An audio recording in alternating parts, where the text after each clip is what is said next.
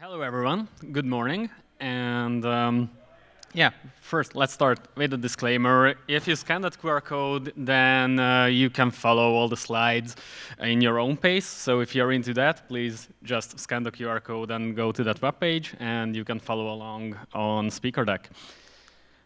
Yeah, while you're doing that, I will ask how many of you have already used Compose View Interop features in your apps?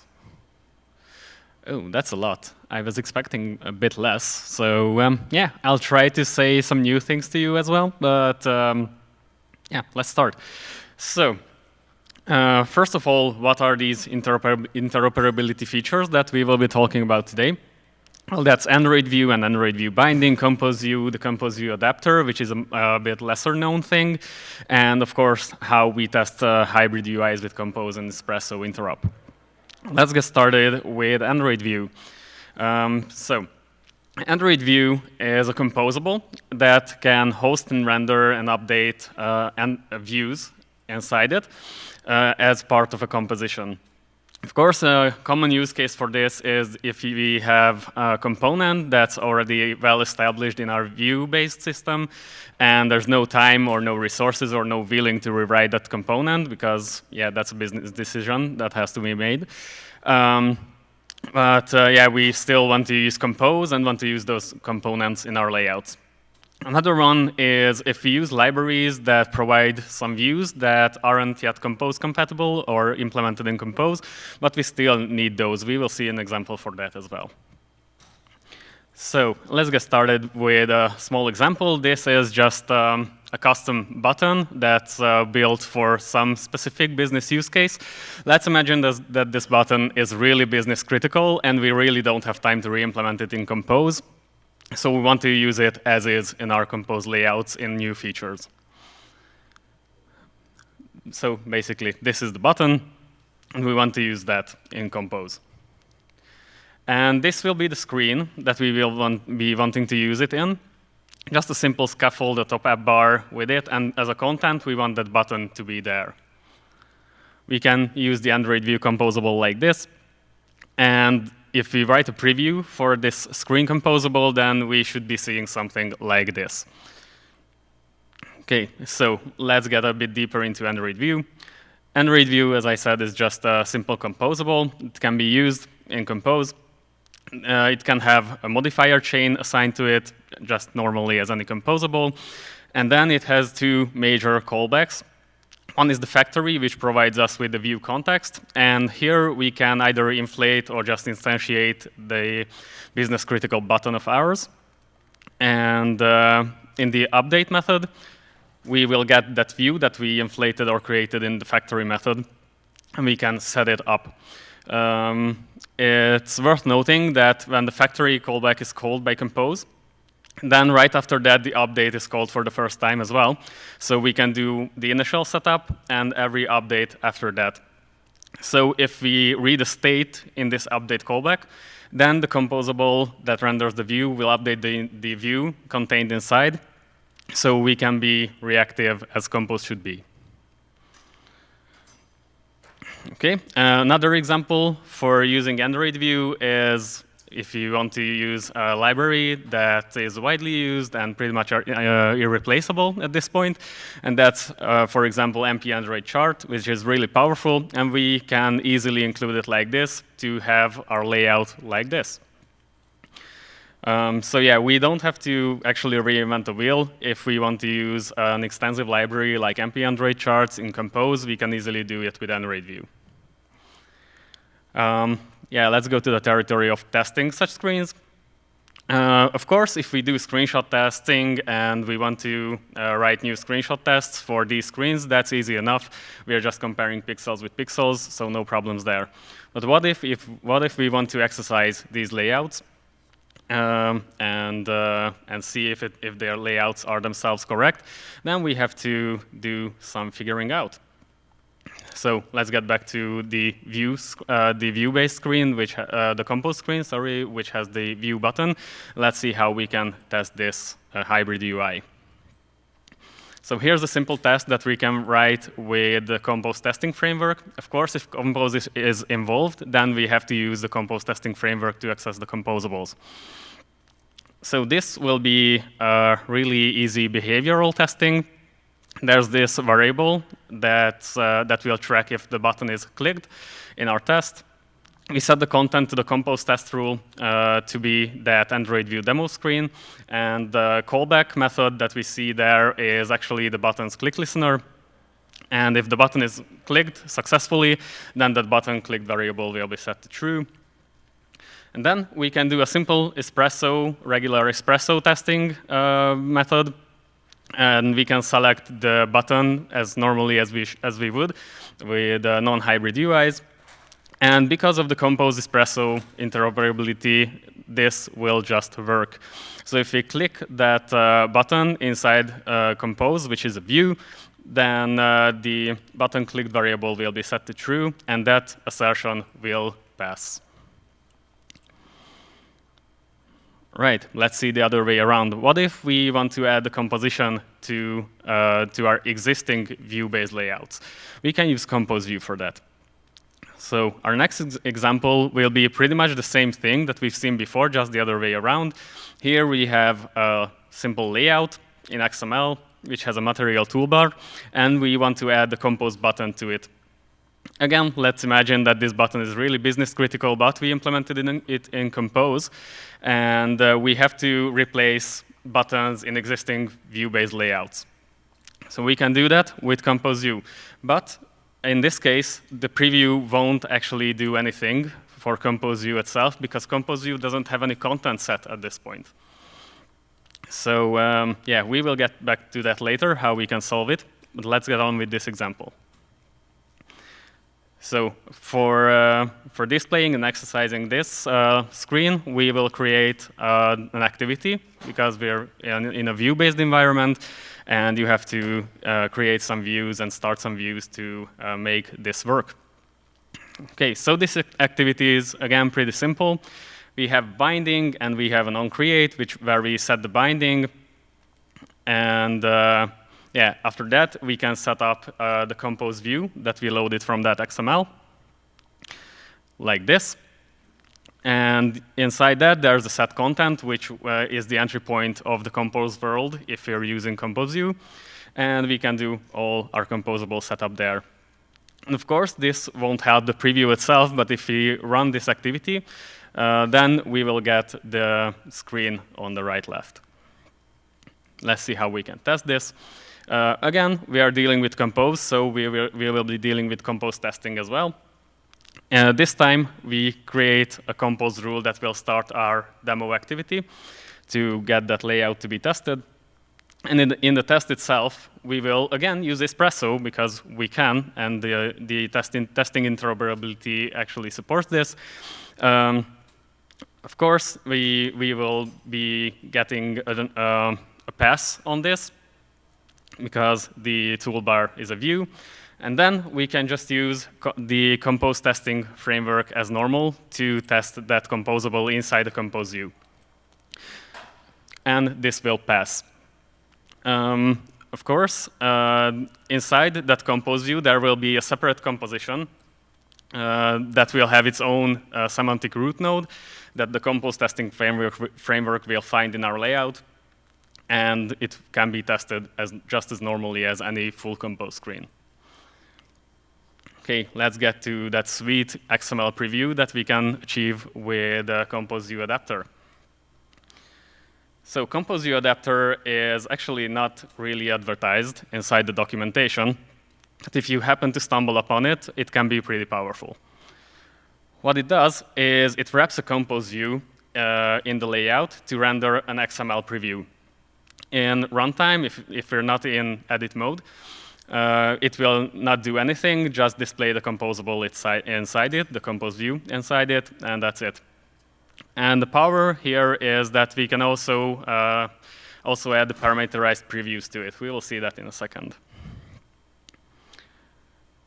OK, here's another layout or another view, composable, that we want to use. Let's say that we implemented this banner view in Compose, because it's, well, pretty easy with the pager library and anything. If you fiddle a bit with the paddings, then you can achieve this quite easily, easier than with recycler views. So why not use compose to do it? And then we will have some composables here. The details doesn't actually matter. So we have the banners composable itself that will render the thing that you see on the right. And then we create a preview parameter provider that will make these previews actually happen in the compose preview. And then we will have a preview composable that gets the data from that preview provider class. So the circle closes, that previews on the right side will be available to us. Just for the sake of this example, let's say that we have another preview composable that only renders the first thing on the top here. OK, so let's get to the layout that we want to include this composable in. That is just a simple linear layout with two content views. Let's say we can substitute that with anything. For this example, these are just two random gray views. And yeah, let's add compose view between those views. Yeah, the preview won't change because in the previous example, we already seen that if we just add compose view, the XML preview won't render anything because the compose view won't have any content to render. Of course, in the preview, this is clearly seen in the preview wireframe, in the XML preview, that nothing's there, nothing actually changed in the layout. OK, so what can we do to mitigate this? If we wrap that compose view with compose view adapter, we gain the superpower of changing the preview inside this XML. So first things first, this compose view adapter view has a few tooling parameters that we can set on it. And this indicates that this won't be actually happening inside our layout when the layout is deployed. So this is just for the preview. The first parameter that we are going to see is that tools colon compose name. And this expects a fully qualified name of a preview function. We can note that this can be private or internal. It doesn't matter because internally, compose view adapter uses reflection to find that that fully qualified name, that function by the fully qualified name. So yeah, we can place this literally anywhere with any visibility. And when we do this, that single banner preview will actually be rendered in our XML preview. Cool. Right, and now, as you can see, it also appears in the wireframe, but without the ID. So it's like a bit hacky way. It's kind of supported, but it's there. We can use it already. At least the space is already occupied in the preview. Yeah, getting back here, let's see how we can modify how this is displayed. There's another parameter that we can use, which is called parameter provider class. And as the name implies, this needs the fully qualified name of a parameter provider class that is actually used by the preview function that's provided in composable name. Of course, if this class doesn't match up with the input that's requested by the preview function, then this rendering will fail because the classes won't match and the parameter number won't match. So you might have not noticed, but here we switch to the banners preview composable inside the composable name attribute. So yeah, now the compose view adapter view is actually getting the data to render in the preview function from that banners preview data provider class. And also, by default, there is this other parameter, which is called parameter provider index. By default, it's 0, so we don't actually have to declare it. But if we do, we gain the power of changing which parameter from the parameter provider, so which data set from the parameter provider we provide to the preview. So if we change it to one in this example, then we get the second example from those list of previews that we had before. It's worthy to note that this highly depends on our knowledge of how that preview and how that preview provider works and how many data sets that it provides. So if we mess that up or anything changes on the code side, on the Kotlin code side, then we can mess up this preview pretty well. So it requires some domain knowledge and component knowledge on how the preview is implemented. And as well, we can provide any preview function here with a fully qualified name, so it might not render the same thing that the compose view will hold in runtime. So yeah, just keep that in mind when you're doing this.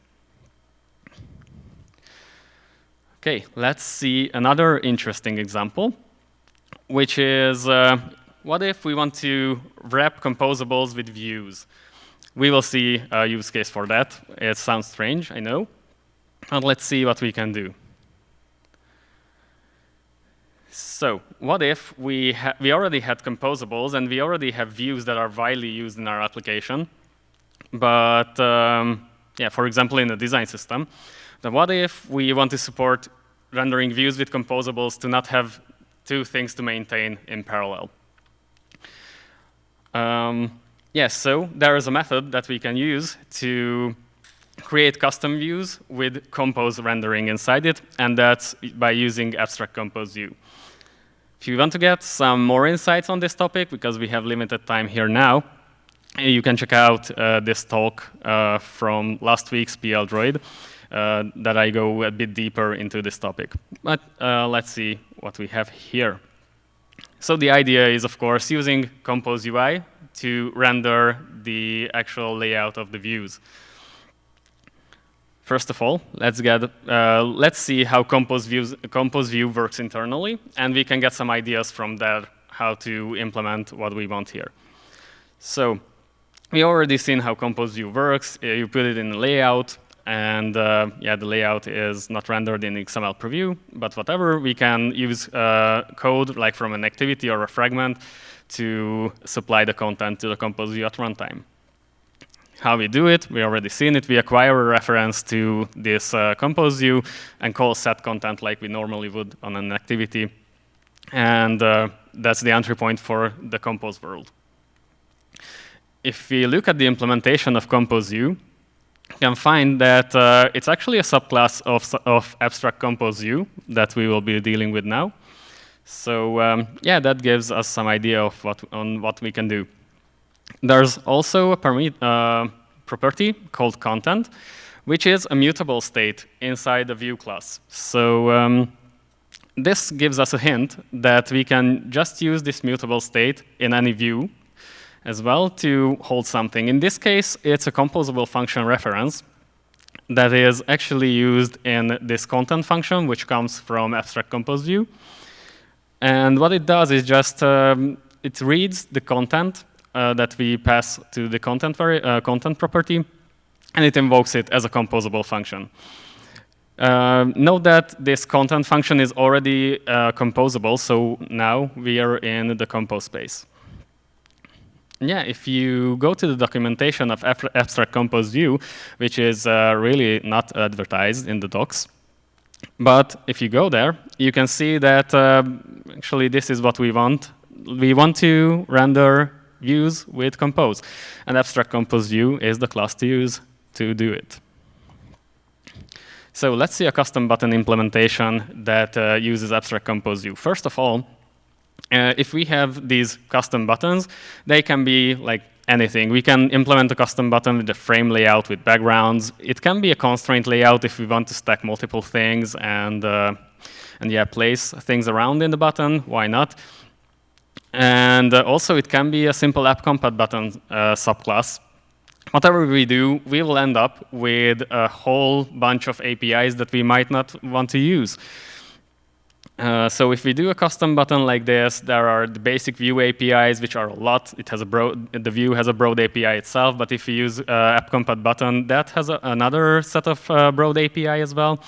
So if we want to limit this API, we might have already gone in the custom view way. So if we have this well-constrained API, then it's easy to make it just an abstract compose view, and then maintain the already custom API that we had for this custom button. Okay, what we can do here is, of course, if we support custom properties, which most design systems might be doing, then we do the same thing here with the abstract compose view implementation. We just get the stylables regularly. Here it's a bit abstracted away because there's this init attributes function to make things easier. And when you read those custom attributes, you usually set it with the classes setter or setter interface that you've been implementing. At this time, in this implementation, let's set it to the internal state of this view. And as you can see, this is the same pattern as we usually use with mutable state. And yeah, in fact, those properties are actually mutable states that are declared just as so as in compose view itself, but that's a composable, and this is the internal state of our view. So with this, we can have this. We can have these properties that can be actually hooked up with compose in set content. So in this case, if we implement our button like this, the content composable will be called every time this custom button needs to refresh or needs to invalidate.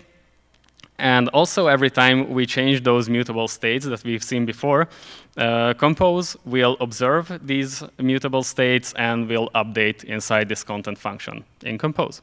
That's cool. And also what's cool is that abstract compose view supports rendering previews by default because there is a content now if we implement abstract compose view and do a content setting inside it. So if we include these custom buttons in an XML layout, we already have the power to render these custom views inside XML, which are backed by compose. That's awesome. Of course, as long as we're using Android Studio Giraffe Canary 8 or above. I included an issue tracker link there, which is a long thread including some workarounds for previous Android Studio versions. But yeah, since Giraffe Canary 8, this is working well. All right. Wrapping things up, we've seen quite a lot of things that we can do with compose interoperability.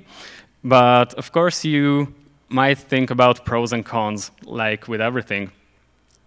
Okay, we've seen that views can be easily added to Compose UI with Android views. So if you have like a big set of libraries or a design system which is view-based, then moving to Compose might get just a bit easier because you don't have to rewrite everything to Compose. You get to use those same views inside Compose for a start.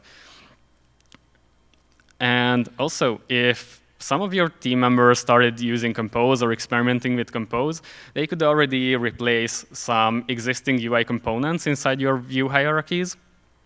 So this way, the hybrid UIs could be utilized to just move step by step to Compose, not even screen by screen, but button by button, or text by text. Also, yeah, because of these features that Compose provide, migrating step by step to Compose becomes much easier. And of course, where there's pros, there's cons. So if you use Compose view inside your layouts, and if they are like more complex layouts, then you have to keep in mind that every Compose view itself is an owner of a composition, and every Compose view has this composition to maintain. So this might add a considerable performance overhead to your screens. If your application is all about simple screens and not too many recycler views, of course, then this might not affect your app at all. But if you're doing recycler views and you're doing composable items in it, of course, that might be a problem. Yeah, with this comes some maintenance overhead as well, because you have to onboard your team to be able to use these Interop features and to be considerate about them. So yeah, and also when you have to onboard a new team member, they might just see a whole bunch of composables and views and all of that mixed and matched together, and they might get confused. And of course, with this whole hybrid UI thing comes the complexity of testing, because now all of your UI tests should be compose first, even though you're using Espresso to test your view parts of your screens. Okay, so yeah, we are nearing the end. Here are some resources that you can check out if you're interested in this topic, or you're in the process of migrating to Compose, or you haven't started before. These are good places to start. Yeah, no one else is taking pictures, or are you? These will be online, and you will be able to see it in the online slides. And yeah, I've given a few talks about the topics in more detail that we discussed here. Yeah, those are a bit more spot on than this. This was just an overview of the Interop features.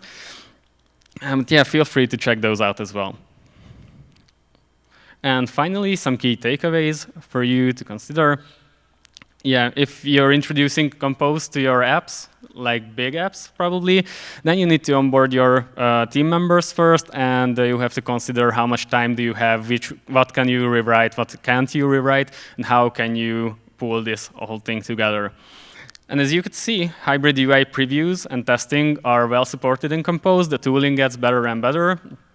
And of course, the community, us, are coming up with workarounds until things get fixed. But yeah, also keep in mind that introducing Compose can impose performance overhead in your app. So depending on the complexity of your screens, just consider when you really want to use Compose, and what you gain and what you lose with it. Of course, everything comes down to using the right tool for the right job. As we could hear in yesterday's panel, some teams decide that Compose is not ready yet for their use case, and some teams decide that go for it and let's go with the latest tools. It all depends on how you want to use it and how you want to introduce Compose, if ever. With that, thank you very much. And yeah, if you have any questions, just shoot. We have a lot of time. And if you don't, then I will be around. So thank you.